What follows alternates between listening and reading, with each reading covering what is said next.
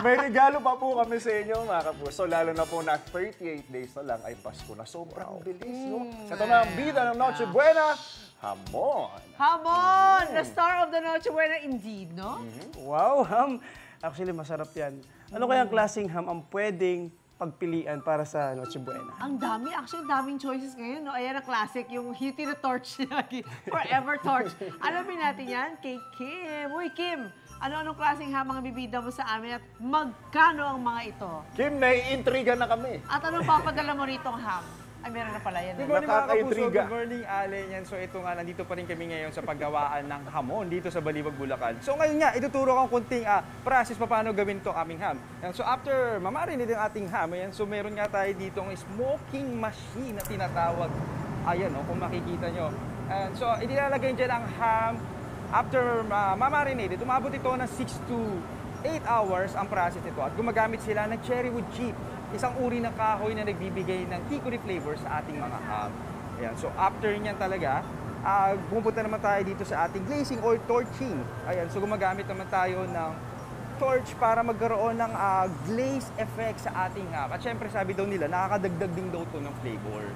Ayan. So gumagamit din sila ng sugar para mas magbigay ng konting brown sa ating sa ating brown side, outside ng ating ham. At sabi nga nila, so hindi naman talaga ganun kahirap gumawa ng ham dahil hindi naman dahil tuturo ng ating chief operating officer na si Miss Elizabeth. Hi, good morning, Gonzales. Kim. Ayan. So, balita ko hindi naman po ganun talaga karami ang process sa paggawa ng ham. Kwentuhan nyo nga po kami. Hindi po ba kayo nauubusan ng ham? Ngayong pa-peak season na po, for sure, hindi na po tayong umorder ng mga meat.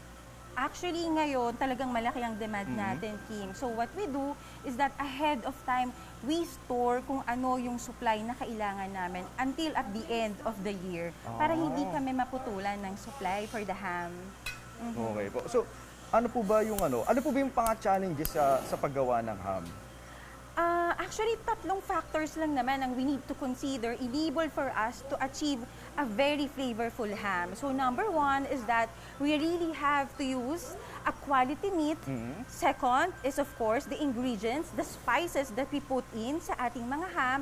At syempre, pangatlo, the process or the cooking method kung paano natin ginagawa ang ham, Kim. Wow. Hindi po ba tumataas ang presyo ng ham kapag nasa peak season po? Hindi na kung ano yung publicize na presyo natin, yun na ang aming benta wow. sa Buti merkado. So ano po ba yung mga iba't ibang klaseng ham po natin? Okay, so we have three kinds. We have Isabel Excelente. Ito?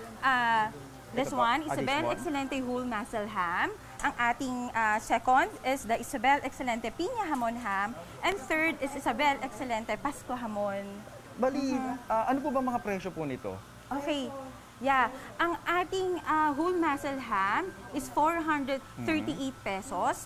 The piña hamon ham is 228 pesos per kilogram na yon, Kim, ha? At ang ating naman Pasko hamon is 188 pesos per kilogram. So bali, Ma'am Elizabeth, ano po ba dito yung pinaka bestseller? Siyempre, ang ating whole muscle ham, ang Wow. ating premium one. Siyempre mga kapuso, hindi nating kakalimutan tikman ang kanilang bestseller. Siyempre, ito ang bestseller eh. Ako, please. Titikman ko, Miss Elizabeth. Parang kailangan natin ng rice. Amoy ko pala, ang bango-bango na eh. Mamaya. Ayan. Okay. Tikman natin. Kamusta? Kakaiba ang sarap. Ang sarap ng, Tender, no? lalo na yung sinasabi niyo pong cherry chip, nakakapagdagdag ng flavor. At the same Yes. time, yung glaze. No, parang kailangan ko ng kanin. It's the wood chips that we use every time we do the smoking method. Ayan, so tuloy-tuloy lamang po ang tikiman at ang sarap talaga lang ham nila dito. So mapapasabi ko na ng Merry Christmas agad sa ating lahat. Kaya naman, abangan lang ang mga susunod pa mga kainan dito sa inyong pambansang morning show kung saan laging unang hirit. Unang hirit. Wala po ba tayong kanin dyan? Sarap, kahit tinapay lang. Ikaw, hindi ka pa nakasubscribe sa GMA Public Affairs YouTube channel? Bakit? Mag-subscribe ka na, dali na, para laging una ka sa mga latest kwento at balita. I-follow mo na rin ang official social media pages ng Unang Hirit. Salamat, Kapuso.